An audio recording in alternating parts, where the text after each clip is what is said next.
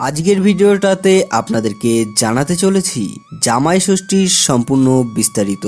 এই ভিডিওটাতে আপনারা প্রথমেই জানবেন জামাই ষষ্ঠীর ব্রত কথা অথবা জামাই ষষ্ঠী কেন পালন করা হয়। তাছাড়াও রয়েছে জামাই ষষ্ঠীকে নিয়ে বহু প্রচলিত একটি ছড়া, যেটি শাশুড়িরা জামাইকে বলে, সেটিও আপনাদের সামনে উপস্থাপন করা হবে। তারপর আপনারা জানতে পারবেন জামাই ষষ্ঠীর সমস্ত উপকরণ, অর্থাৎ কি কি দিয়ে জামাই ষষ্ঠীর পুজো সম্পূর্ণ করা হয় আর কিভাবেই বা পুজো করা হয়। এছাড়াও আপনারা জানতে পারবেন জামাই ষষ্ঠীর বিগ্রহকে কোথায় পুজো করা হয়। তাছাড়াও আপনারা জানবেন 2024-এর জামাই ষষ্ঠীর সঠিক সময় এবং তারিখ। ভারতবর্ষ তথা দক্ষিণ এশিয়ার পুরাকালের রীতি ছিল কন্যার বিয়ে দেওয়ার পর পিতৃঋণ মোচন স্বরূপ সন্তান জন্ম না দেওয়া পর্যন্ত পিতামাতা তাদের বিবাহিত কন্যার মুখ দর্শন করবেন না। কিন্তু এই রীতিতে সমাজে দেখা গেল ভয়ঙ্কর সমস্যা। সেটা হলো অনেক বিবাহিত মহিলাই সন্তান জন্ম দিতে পারতেন না। তাদের জন্য বন্ধ হয়ে যেত পিতামাতার বাড়ি যাওয়া, তার সাথে পিতামাতার মুখও দেখতে পেতেন না। আবার বিভিন্ন রোগের কারণে শিশু যদি জন্মের দিনই মারা যেত, সেক্ষেত্রেও পিতামাতা তার কন্যার মুখ দেখার সুযোগ পেত না। আবার কোনো মহিলার একাধিক সন্তানের মৃত্যু ঘটলে শ্বশুর বাড়ি থেকে বৌমাকে অলক্ষ্মী, অপয়া, ডাকিনী ইত্যাদি অপবাদ দিয়ে বের করে দিত। ফলে সেই মহিলার রীতি বা সংস্করণের কারণে তারা বাবা মায়ের কাছেও উঠতে পারত না। এইসব সমস্যা দূর করার জন্যই সমাজপতিরা একটি নতুন রীতির প্রচলন করেন। মা ষষ্ঠীর পূজা অর্চনা করলে সন্তান কামনা যেমন পূরণ হবে, ঠিক তেমনি শিশু সন্তানের স্বাস্থ্য ভালো থাকবে। এই বিশ্বাসে মা ষষ্ঠীর পুজোর প্রচলন করলেন। এইভাবে জ্যৈষ্ঠ মাসের শুক্ল তিথিতে মেয়ে জামাইকে নিমন্ত্রণ করেন এবং পালিত হয় জামাই ষষ্ঠী। এছাড়াও জামাই ষষ্ঠীর আরেকটি কথা কথিত আছে। একটি গিয়ে দুজন বৌমা ছিল, তাদের মধ্যে ছোট বৌমা সমস্ত সুস্বাদু খাবার লুকিয়ে খেয়ে নিতেন এবং শাশুড়িকে জানাতেন যে সমস্ত খাবার বিড়ালে খেয়ে নিয়েছে। ফলে বিড়াল ক্ষুণ্ণ হন।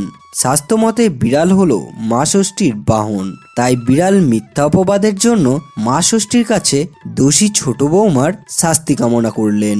ফলস্বরূপ মা ষষ্ঠী মিথ্যাভাষিনী বৌমার 7 পুত্র সহ একটি কন্যার প্রাণ নিয়েছিলেন।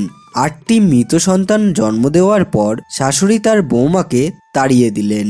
এরপর বৌমা বনবাসে একাকী দুঃখ কষ্টে দিন যাপন করলে মা ষষ্ঠী এক বৃদ্ধার রূপ ধারণ করে বৌমার দুঃখের কারণ জানলেন এবং বৌমার কৃতিকর্মের ভুল মনে করে দিয়ে পূজার মধ্যে দিয়ে মা ষষ্ঠীকে সন্তুষ্ট করতে বললেন। এরপর ওই বৌমা মা ষষ্ঠীকে সন্তুষ্ট করলে 8 সন্তানের প্রাণও ফিরে পান। এইভাবেই ষষ্ঠী মাতার পূজার প্রচলন হয়। অবশ্য মা ষষ্ঠী থেকে কিভাবে জামাই ষষ্ঠীর নামকরণ হলো সে নিয়ে বিস্তারিত বিতর্ক আছে।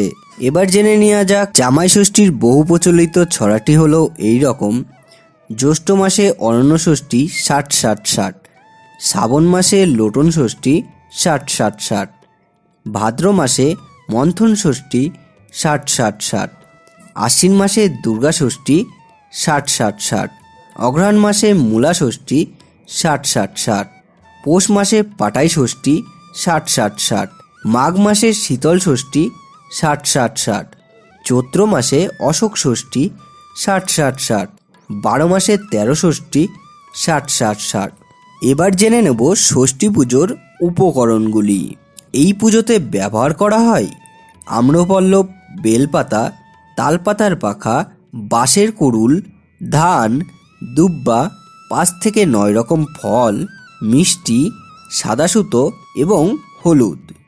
এবার জেনে নেওয়া যাক এই পুজোটি কখন বা কিভাবে করা হয়। এই পুজো করা হয় সকালবেলায়। শাশুড়ি মা অথবা মায়েরা সমস্ত উপকরণে সাজানো ডালি নিয়ে পুজো দিয়ে আসেন মা ষষ্ঠীর স্থানে। ব্রত কথা পাঠের পর সবাইকে বাতাস দিয়ে হাতে ষষ্ঠীর সুতো বেঁধে তবেই বাড়ির গৃহিণীরা উপবাস ভঙ্গ করে। জামাই এলে সেই গাছ ঘটের জলে ভিজিয়ে তালপাতা দিয়ে বাতাস করতে হয়। এরপর তাকে বসিয়ে হাতে সুতোটা বেঁধে দিয়ে পাখার হাওয়া দিয়ে শাশুড়ি মা জামাইকে আশীর্বাদ করেন। এবার জেনে নেওয়া যাক 2024-এর জামাই ষষ্ঠীর সময় এবং তারিখ। 2024 সালের জামাই ষষ্ঠী পড়েছে 12ই জুন। সেই দিন বাংলা ক্যালেন্ডার অনুযায়ী 29শে জ্যৈষ্ঠ। দিনটা সপ্তাহের বুধবার। জামাই ষষ্ঠী তিথি পড়েছে 11ই জুন সন্ধ্যা 5টা 58 মিনিট 57 সেকেন্ড থেকে 12ই জুন রাত 7টা 28 মিনিট 52 সেকেন্ড পর্যন্ত। নবদ্বীপের মহাপ্রভু মন্দিরে নিমাইকে এই দিন জামাই রূপে পুজো করা হয়। এই দিন বিগ্রহকে ষাটের বাতাস দেওয়া হয়, এর সাথে হাতে পরানো হয় সুতো, তাছাড়াও নতুন জামা কাপড়ও পরানো হয়। এই ছিল আজকের সম্পূর্ণ ভিডিও। আশা করি ভিডিওটা আপনাদের ভালো লেগেছে। ভালো লাগলে অবশ্যই লাইক করতে ভুলবেন না, আর আপনাদের গুরুত্বপূর্ণ মতামতটি নিচে কমেন্ট বক্সে অবশ্যই জানাতে ভুলবেন না।